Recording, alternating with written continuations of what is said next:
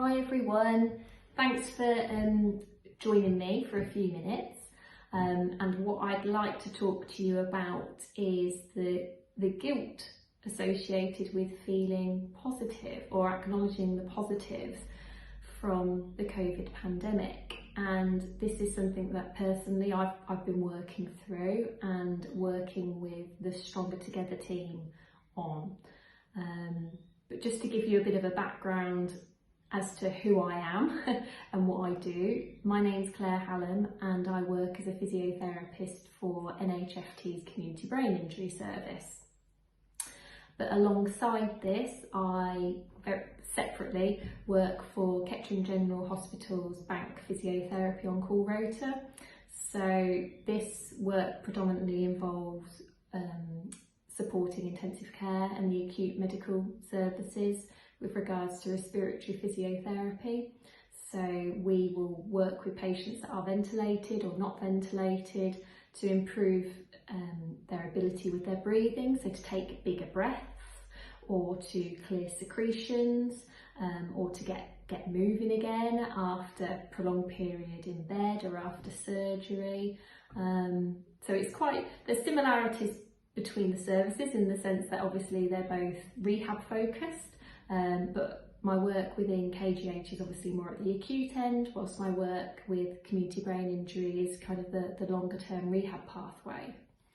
But I think it's useful for you to know this because actually during COVID I was redeployed to support the acute hospital, Kettering General, and I think because of my background and because of my experience of working within the hospital, I actually felt quite comfortable going back into that environment. I was familiar with the team, I was familiar with the hospital layout, I was familiar with the general working processes. Obviously things during COVID have changed quite a lot operationally, not just in terms of PPE, but just all the regular guidance that was changing constantly. But I felt my clinical skills with that patient group, there's a lot of crossover between other patients that I've treated who have been acutely unwell, so I didn't feel completely out of my depth as such, although obviously COVID was new to us all. But I think when it became more apparent that obviously the pandemic was becoming a pandemic and moving over to the UK, and there was an increasing amount of people going into hospital, services were becoming more and more stretched within the acute pathways, and the acute services asked for our support, I didn't hesitate at all, because I felt that this was something that I'd been trained to do. I felt I'd got the skills to make a difference. I also, I'm somebody who likes to know what's going on, so I wanted to kind of be on that front line and I wanted to understand how COVID was affecting people. I wanted to know a bit about the treatment techniques and what worked. So I was happy to support.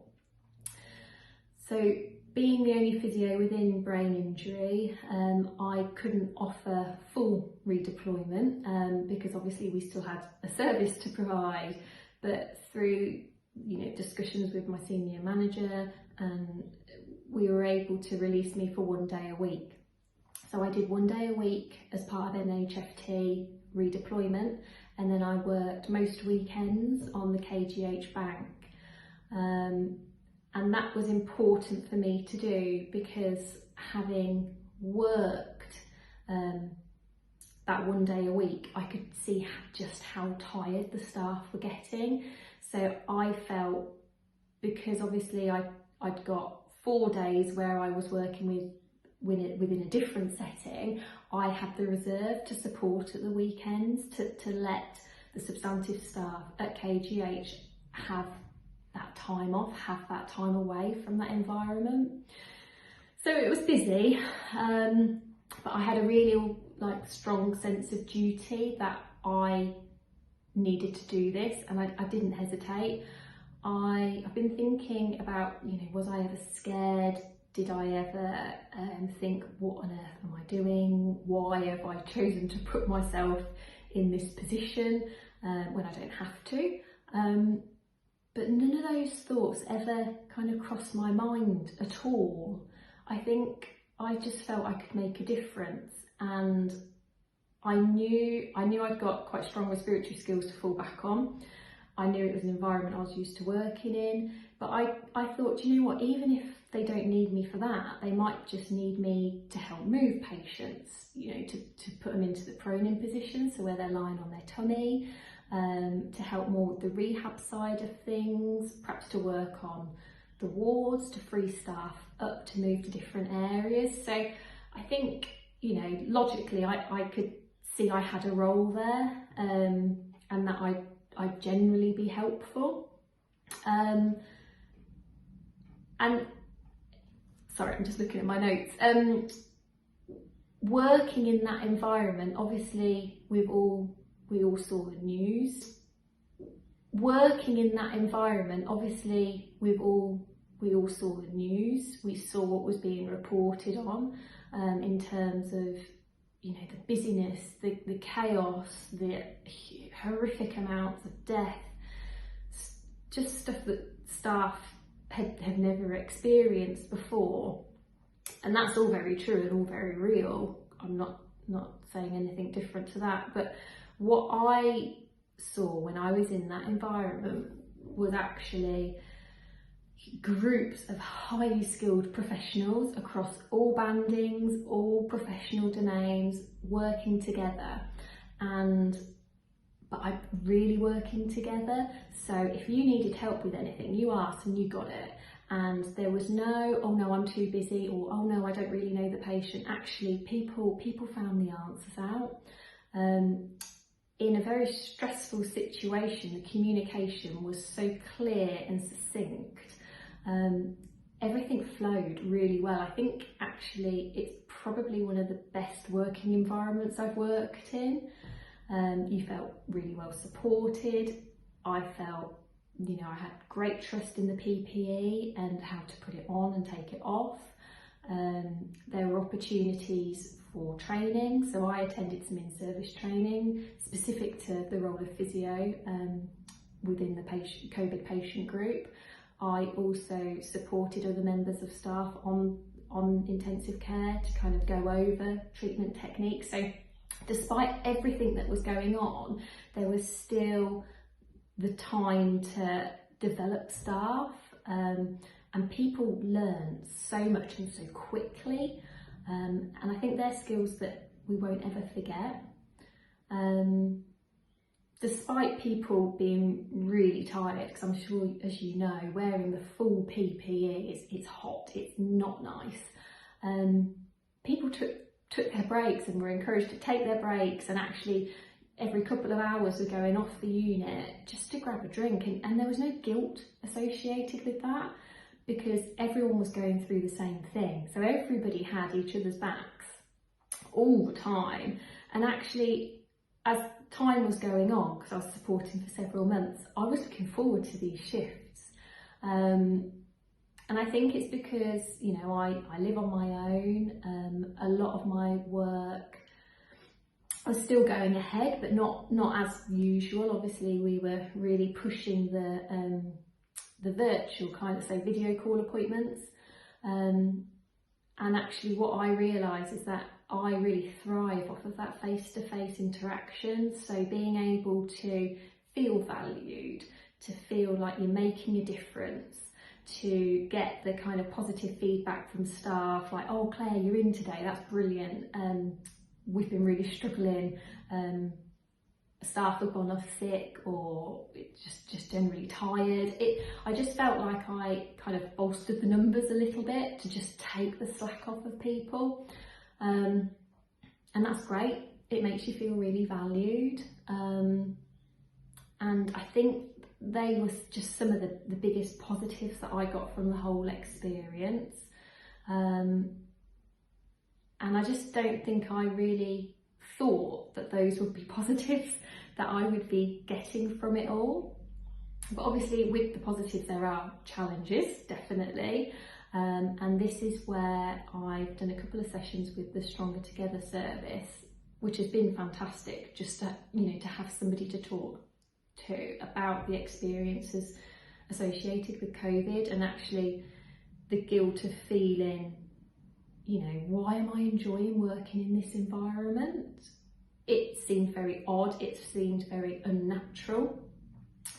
But what Arabella and I spent some time kind of talking about was that actually, I think it's a very British thing, culturally, that we don't like to show off. We don't like to be particularly big-headed.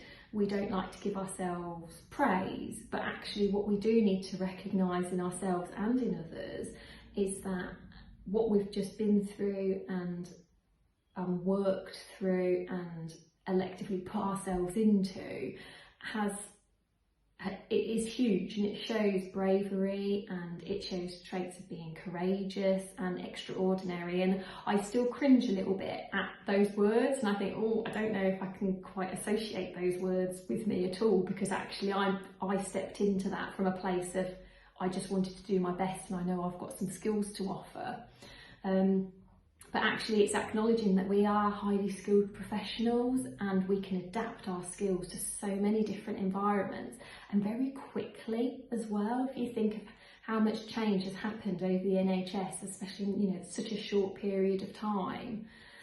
But I find that quite difficult to talk about. But then from talking about it with other people, others have felt exactly the same, hence why I thought it'd be useful to share this with you today.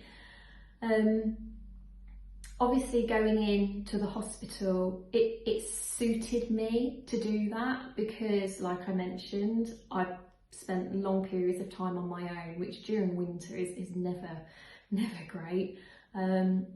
But I acknowledge obviously that that's not for everybody, and people have lots of different reasons for not being able to do that, and that's completely valid. Obviously we're all in completely different situations, but one of the big things that I learned more, I think, or identified more whilst working with Stronger Together, was just how high my standards are and my own personal values. And I don't think I'd ever really acknowledged that before. And that actually, at times I can be intolerant of other people that aren't perhaps sharing those similarities. So that's been really interesting for me as a bit of a reflective point of what, something that I've taken away from this as a learning point about myself. But I think ultimately we need to not take for granted that we're extraordinary as people, that the NHS is a fantastic service, that so many countries do not have the access to the services that we provide. And I think we kind of take it for granted a little bit because we're in it, we're living in it, we know no different. We've heard of it different, but actually that it doesn't make sense to us.